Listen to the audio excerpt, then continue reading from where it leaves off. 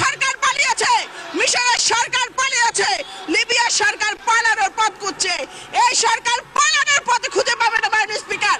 এই সরকারের দুর্নীতি, ডাকাতি, দুঃশাসনের বিচার এই বাংলার মাটিতে হবেই হবে, হতেই হবে। মাননীয় স্পিকার, আজকে আমাদের নেত্রী যেখানে যাচ্ছেন সেখানে জনতার ঢল নামছে। এদেশের মানুষ ঘোষণা করছে বাংলাদেশের আগামী দিন বেগম খালেদা জিয়ার। এদেশের শোষিত, নির্যাতিত, নিপীড়িত মানুষের কণ্ঠে উচ্চারিত হচ্ছে খালেদা জিয়ার বাংলাদেশ, শেখ হাসিনার সময় শেষ। আজকে এখানে বলতে চাই, হুঁশিয়ার, লঙ্ঘিত হবে রাত্রি নিশীথে মন্ত্রীরা হুঁশিয়ার। খোদা হাফেজ, বাংলাদেশ জিন্দাবাদ।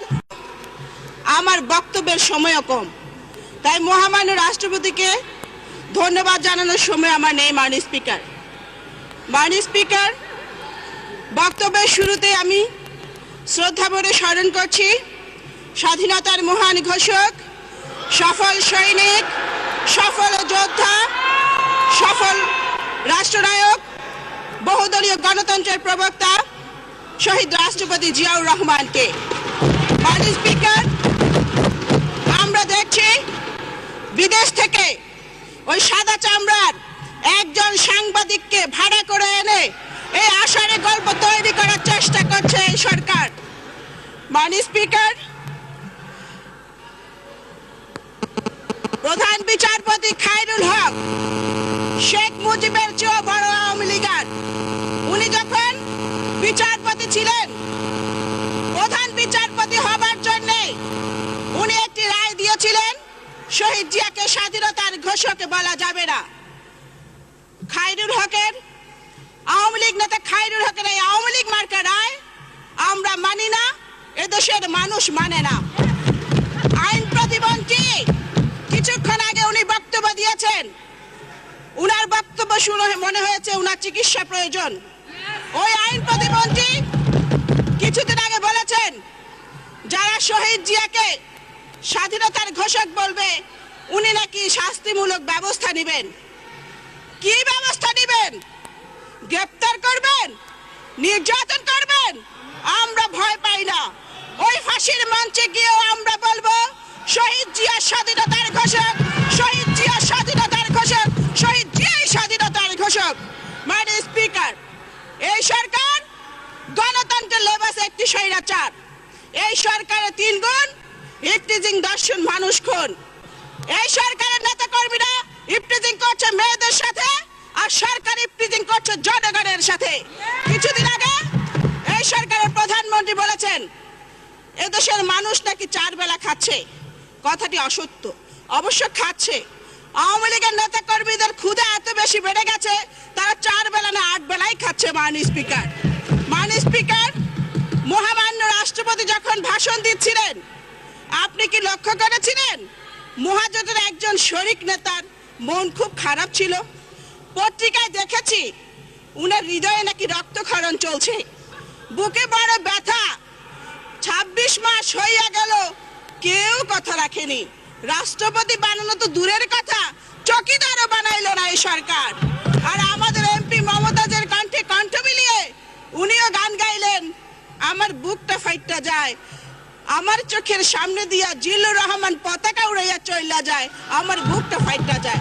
মাননীয় স্পিকার, আমি সেই দিকে যেতে চাই না।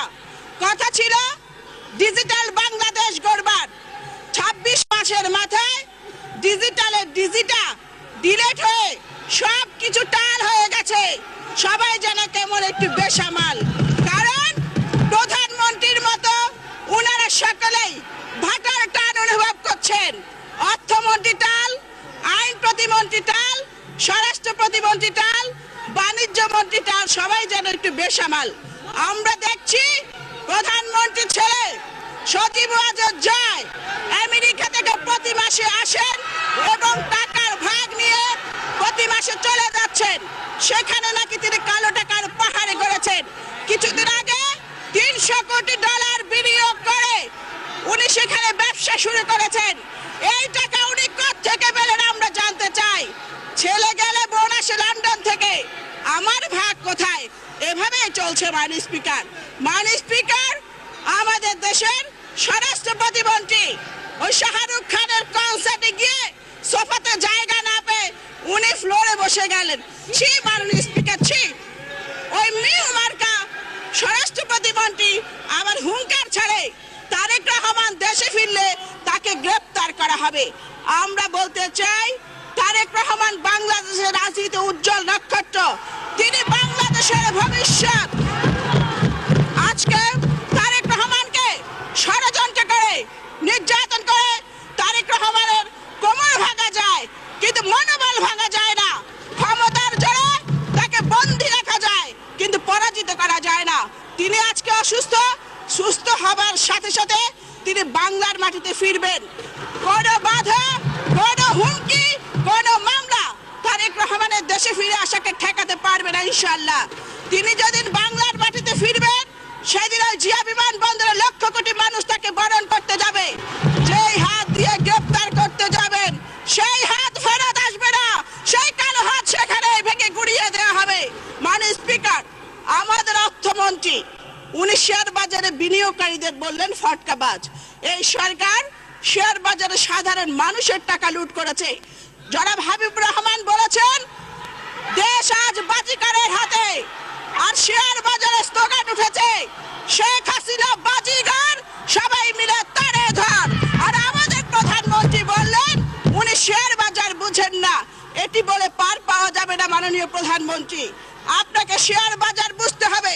যারা সাধারণ মানুষের টাকা লুট করেছে, ওই সালমান রহমান, আজিজ খান, লোটাস কামাল সহ 11 লুটেরাকে ধরতে হবে, জনগণের টাকা ফেরত দিতে হবে। মাননীয় স্পিকার, এই সরকার শেখ মুজিবের দেশি বিদেশি নাতি পুতি খন্তির নিরাপত্তা আইন পাশ করেছে, জনগণের নিরাপত্তার কোনো খবর নাই। আজকে এমপিদের বাসায় ডাকাতি হয়, যে সরকার এমপিদের নিরাপত্তা দিতে পারে না, তারা কি করে 16 কোটি মানুষের নিরাপত্তা দিবে? মাননীয় স্পিকার, যে আওয়ামী লীগ বিরোধী দলে থাকতে দিনের পর দিন হরতাল করেছে, আজকে ওই আমরা হরতালের রাস্তায় নামলে আমাদের গ্রেপ্তার করা হয়। প্রথম সারিতে বসা একজন মন্ত্রী হরতাল করতে গিয়ে পুলিশের হাতে কামড় দিয়েছিলেন, এমন ইতিহাস আমরা জানি। আজকে হরতালে আমাদের উপর জল কামান তুলে দেওয়া হয়েছে। মাননীয় স্পিকার, চেয়ে দেখেন ওইদিকে চেয়ারগুলো কেমন করে আমাদের দিকে তাকিয়ে মিটমিট করে হাসছে এবং বলছে এসো আমার ঘরে এসো, আর এদিকে চেয়ারগুলো উনাদেরকে ডাকছে তাড়াতাড়ি আসো। তাই বলতে চাই, ওখানে বসে যে আঘাত আপনারা আমাদের করছেন, আগামীতে এখানে আসলে সেই আঘাত কতটুকু সহ্য করতে পারবেন আমরা জানি না। আরিয়াল বিনে আব্বার নামে বিমানবন্দর করতে গিয়েছিলেন, পাবলিক বুড়ো আঙ্গুল দেখিয়ে দিয়েছে। মাননীয় স্পিকার, গতকালকে একজন মন্ত্রী আমাদের নেতা সম্পর্কে কটূক্তি করেছে। আমরা বলতে চাই, এতদিন আমরা ছিলাম না, আমরা এখন সংসদে এসেছি। কেউ যদি আমাদের নেতা নেত্রী সম্পর্কে কটূক্তি করে, ও জিহ্বা কেটে টুকরা টুকরা করে আমরা গাছের আগায় ঝুলিয়ে দেব।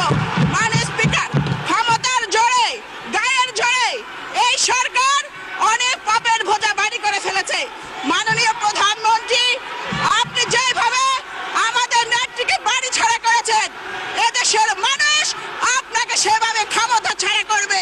নেত্রী জায়গা বাংলাদেশে হয়েছে, কিন্তু আপনার জায়গা বাংলাদেশে হবে না। আপনি আগুন নিয়ে খেলা শুরু করেছেন, আগুন দেখেছেন, আগুনের তীব্রতা দেখেননি।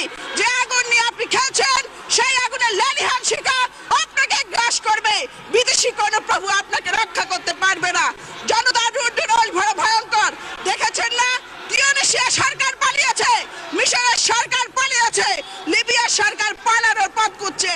এই সরকার পালানোর পথ খুঁজে পাবে না। মাননীয় স্পিকার, এই সরকারের দুর্নীতি, ডাকাতি, দুঃশাসনের বিচার এই বাংলার মাটিতে হবেই হবে, হতেই হবে। মাননীয় স্পিকার, আজকে আমাদের নেত্রী যেখানে যাচ্ছেন সেখানে জনতার ঢল নামছে। এদেশের মানুষ ঘোষণা করছে বাংলাদেশের আগামী দিন বেগম খালেদা জিয়ার।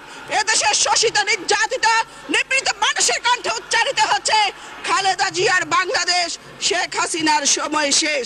আজকে এখানে বলতে চাই, হুঁশিয়ার,